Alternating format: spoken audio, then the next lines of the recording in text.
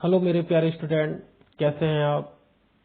आज की टॉपिक है वायुदाब एवं वायुदाब की पेटियां।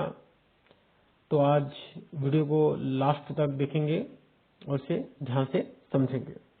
सबसे पहले हम यह समझते हैं कि वायुदाब होता क्या है। देखिए, वायु जो है विभिन्न प्रकार के गैसों का एक यांत्रिक मिश्रण होता है। उसका अपना स्वयं का भार होता है। इस कारण धरातल पर वायु अपने भार के द्वारा दबाव डालती है। इसे ही वायुदाब कहा जाता है। इसे दूसरे शब्दों में ऐसा भी कहा जा सकता है कि धरातल पर या सागर तल पर क्षेत्रफल की प्रति इकाई पर ऊपर स्थित वायुमंडल की समस्त परतों के पड़ने वाले भार को ही वायुदाब कहा जाता है। सागर तल पर वायुदाब सबसे अधिक होता है, जहां पर 1 वर्ग इंच क्षेत्र पर 14.7 पाउंड का दाब होता है। वायुदाब के मापन के लिए इंच, सेंटीमीटर, मिलीबार का प्रयोग किया जाता है तथा वायुदाब का अंकन वायुदाब मापी या बैरोमीटर के द्वारा किया जाता है। जब हम धरातल से ऊंचाई की ओर जैसे जैसे ऊपर की ओर बढ़ते जाते हैं, वैसे वैसे जो है वायुदाब में कमी देखने को मिलती है और ऑक्सीजन में भी कमी देखने को मिलती है। अत्यधिक ऊंचाई पर किसी इंसान के नाक, कान से खून आने लगता है तथा उसे घुटन महसूस होने लगती है, क्योंकि ऊंचे पर्वत पर चढ़ते समय इसका जो आभास है आप आसानी से कर सकते हैं। वायुदाब तथा तापमान में विपरीत संबंध होता है, यानी तापमान के अधिक होने पर वायुदाब कम हो जाती है तथा तापमान के कम होने पर वायुदाब अधिक हो जाती है। इसलिए कहा जाता है कि जब थर्मामीटर ऊंचा होता है तो बैरोमीटर नीचा हो जाता है तथा थर्मामीटर के नीचा होने से बैरोमीटर भी ऊंचा हो जाता है। क्लियर है। अब आगे बढ़ते हैं वायुदाब की पेटियां। जब हम ग्लोब को देखते हैं तो ग्लोब में वायुदाब की 7 प्रकार की पेटियां देखने को मिलती है। पहला है विषुवत रेखीय निम्न वायुदाब की पेटी। दूसरा है उपोष्ण कटिबंधी उच्च वायुदाब की पेटी, जो पृथ्वी के दोनों गोलार्धों में पाया जाता है। और तीसरा है उपध्रुवीय निम्न वायुदाब की पेटी, यह भी पृथ्वी के दोनों गोलार्धों में पाया जाता है।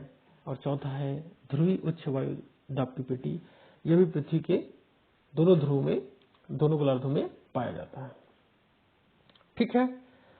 अब हम आगे बढ़ते हैं और जानते हैं कि जो वायुदाब है यह भी 2 प्रकार का होता है, उच्च वायुदाब तथा दूसरा है निम्न वायुदाब। वायुदाब की पेटियों की उत्पत्ति में केवल तापमान का ही हाथ नहीं होता है, बल्कि गतिक कारण से भी वायुदाब की पेटी का निर्माण होता है। उत्पत्ति की प्रक्रिया के आधार पर वायुदाब की पेटियों को 2 वृहद भागों में बांटा जा सकता है। पहला है तापजन्य वायुदाब की पेटी, जिसमें भूमध्य रेखीय न्यून वायुदाब की पेटी तथा ध्रुवीय उच्च वायुदाब की पेटी को सम्मिलित किया गया है। दूसरा है गतिजन्य वायुदाब की पेटी, जिसमें उपोष्ण उच्च वायुदाब की पेटी तथा उपध्रुवीय निम्न वायुदाब की पेटी को सम्मिलित किया गया है। ठीक है। अब वायुदाब की पेटी के जो उसका जो निर्माण है, वायुदाब की पेटी बनती कैसे, इसके बारे में हम आगे देखते हैं। देखिए, आपकी स्क्रीन में वायुमंडल के त्रिकोशिकीय देशांतरी संचार के बारे में जो है दिखाया गया है।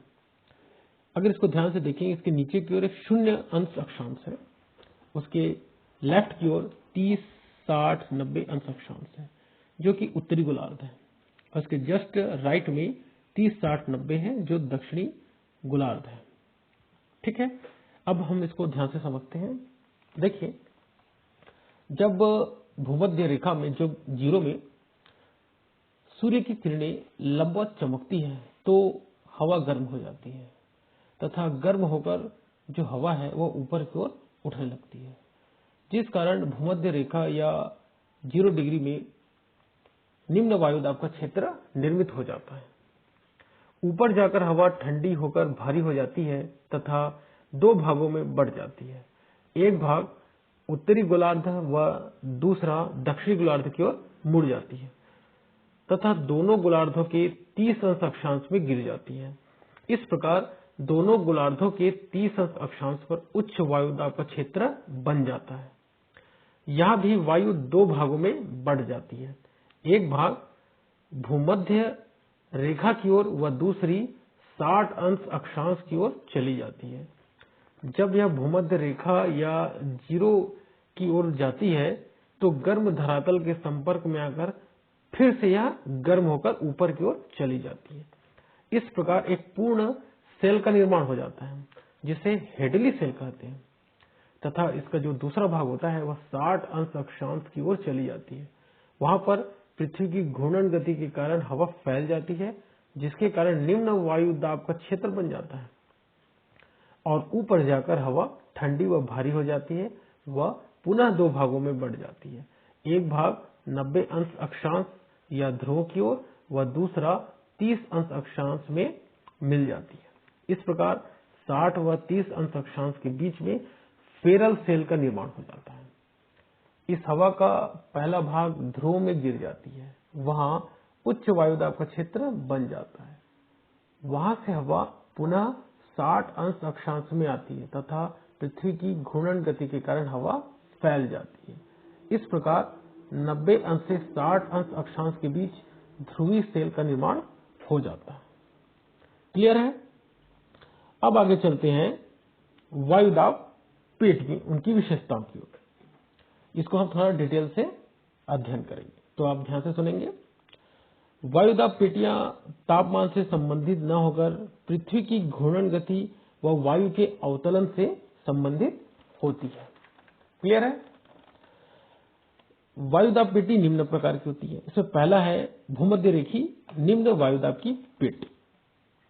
जैसे आप स्क्रीन में यह देख रहे हैं ग्लोब, यह जो पेटी है यह पृथ्वी के दोनों ओर 0 से 5 अंश अक्षांश तक पाया जाता है। यहाँ सूर्य की लंबवत किरणों के कारण तापमान अधिक होता है, जिस कारण यह हवा फैल जाती है, जिसके परिणाम स्वरूप निम्न वायुदाब का क्षेत्र यहाँ पर बन जाता है। यहाँ निम्न वायुदाब पेटी जो है तापमान से सीधे संबंधित होती है, इस कारण इसे तापजन्य न्यून वायुदाब कहा जाता है। यहाँ के धरातल पर हवाओं की गति कम होती है, जिस वजह से शांत वातावरण बना रहता है। इस कारण इस पेटी को डोलड्रम या शांत क्षेत्र भी कहा जाता है। अगला है उपोष्ण उच्च वायुदाब की पेटी। इसको ध्यान से सुनेंगे। यह पेटी जो है पृथ्वी के दोनों गोलार्धों में 30 अंश से 35 अंश अक्षांश के बीच में पाई जाती है। यहाँ उच्च वायुदाब पाया जाता है क्योंकि भूमध्य रेखा से उठने वाली हवाएं इसी पेटी में आकर के गिर जाती हैं। यहाँ केवल 2 माह ठंड का महीना होता है, बाकी समय तापमान बहुत अधिक पाया जाता है। यहाँ उच्च वायुदाब तापमान से संबंधित न होकर पृथ्वी के घूर्णन गति व वायु के अवतलन से संबंधित होती है। इसे अश्व अक्षांश भी कहा जाता है क्योंकि प्राचीन समय में घोड़ों से जो भरा जहाज था वो इस पेटी में पहुंच गया था तथा वायु की शांति के कारण आगे की ओर नहीं बढ़ पा रहा था, तो कुछ घोड़ों को समुद्र में फेंक दिया गया। इस कारण से इसे अश्व अक्षांश भी कहा जाता है। क्लियर? अगला है तीसरा नंबर उपध्रुवी निम्न वायुदाब की पेटी। यह पेटी जो है पृथ्वी के दोनों गोलार्धों में 60 से 65 अंश अक्षांशों के बीच पाई जाती है। इस पेटी में साल भर तापमान कम होता है, तो यहाँ पर उच्च वायुदाब का क्षेत्र होना चाहिए, लेकिन ऐसा नहीं होता है क्योंकि पृथ्वी की घूर्णन गति के कारण इन अक्षांश में हवा फैल जाती है और ऊपर की ओर चली जाती है, जिस कारण निम्न वायुदाब का क्षेत्र बन जाता है। यहाँ निम्न वायुदाब जो है तापमान से कोई संबंधित नहीं होता है। क्लियर? अगला है चौथा ध्रुवी उच्च वायुदाब की पेटी। यह पेटी भी पृथ्वी के दोनों गोलार्धों में 90 अंश अक्षांश में पाया जाता है। यहाँ बहुत अधिक ठंड होती है, जिस कारण उच्च वायुदाब पाया जाता है। यह उच्च वायुदाब तापमान से सीधे संबंधित होती है। इस प्रकार यह जो वीडियो है यहीं पे समाप्त होती है। Thank you very much.